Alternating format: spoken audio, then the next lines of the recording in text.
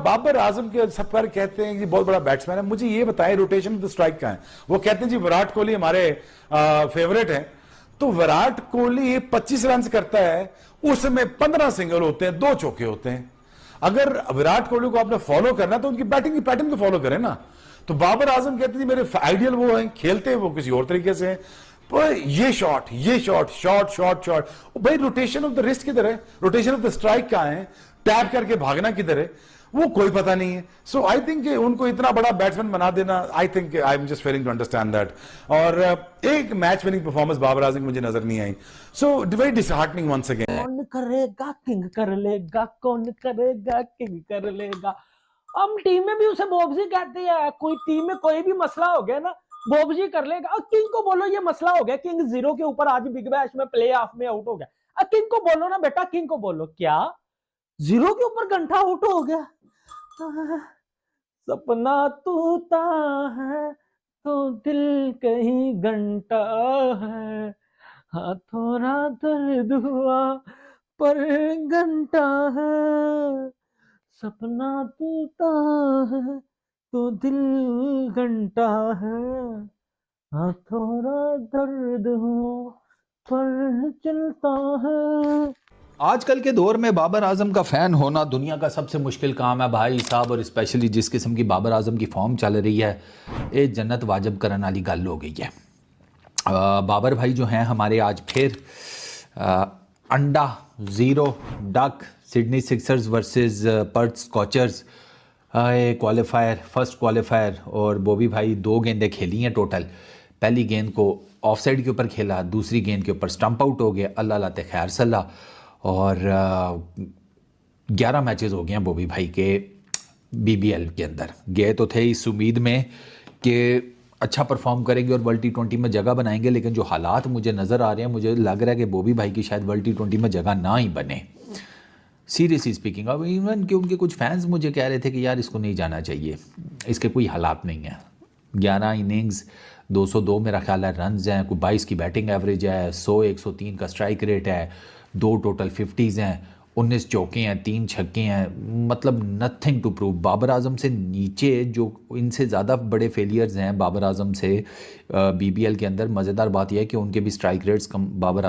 Crowd ने ऊ की आवाजें जो निकाली है, तेरे मुंह पे तमाचा है, लख दी लनत है तेरे मुंह पे ऊपर। जो सच्चाई बताऊं, ठीक है, और तेरी वजह से ना बाबा जी हम जलील हो रहे हैं। तू बबरो मेरी जो BBL में हगम हगाई लगाई हुई है ना तूने, घंटे की परफॉर्मेंस तेरे नहीं है, घंटे की परफॉर्मेंस। और इस साले को T20 में लेके जा रहे हैं वर्ल्ड कप में। बाबा जी देखना ये तेल लगवाएगा, उसमें भी सही तरह से तेल लगवाएगा। आप हिसाब लगाएं इसकी मैं कौन सी परफॉर्मेंस याद करूं। BBL में हम ये इतिहास रच रहे ना, 2 बालों पे 5 रन, 5 बालों पे 1 रन, 5 बालों पे 3 बालों पे 0 रन, 2 बालों पे 0 रन, ऐसे करके लर्न हुई है तेरी जिंदगी मेरी बबरो। एक होता है ना बबरो को शर्म भी नहीं आती ना, बहुत यही तो ये बड़ा मसला है। और मेरे घंटे के ना यूट्यूबरों को ही शर्म नहीं आती, तनवीर अहमद जैसे बंदे को ना शर्म नहीं आती, तारीफें कर रहा होता है कि मेरी Babar Azam is the great king, great best man है, ऑल टाइम ग्रेट है ये। बाबा जी ग्रेट की ना मां पहने करके रख रही है ये इसने।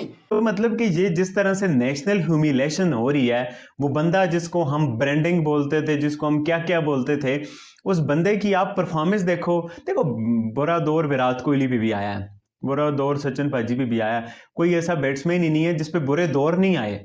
आप देख लो यार, विराट कोहली को तो 13-14 वाला दौर देख लो, फिर उसके बाद रन्स का अंबार, और फिर उसके बाद ये कोविड में जो, या कोविड से पहले वो जो टाइम था वो कितना मुश्किल था। तो भाई बुरे टाइम आता है, बट एक बात कहते होते हैं लोग ना कि भाई आप इतने रन्स कर दो, आप इतने मैचेस जितवा दो कि वो आपके बुरे टाइम का सहारा बने।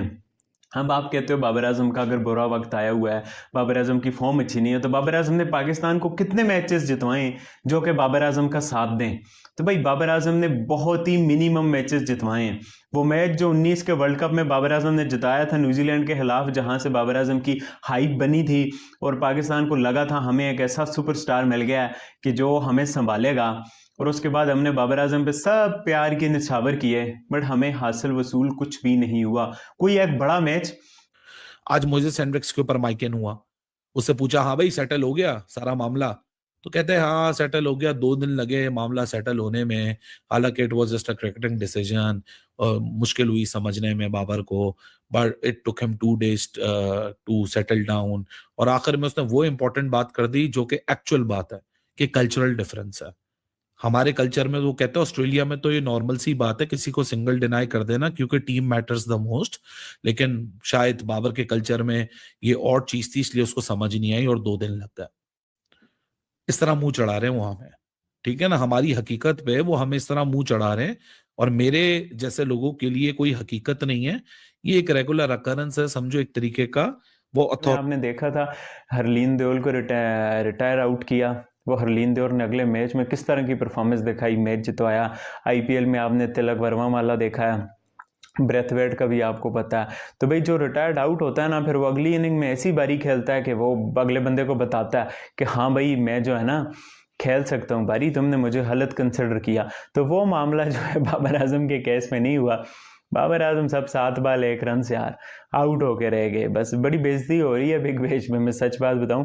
और बिग बैश वालों ने भी हमारा इस्तेमाल किया है। अब अपने पहले ना वो थंबनेल पे बाबर रिजवान की पिक्चर लगाते होते थे, अब लगाते भी नहीं है, अब वो अपने खिलाड़ियों की लगा रहे हैं और उनके अपने स्टार्स आ चुके हैं।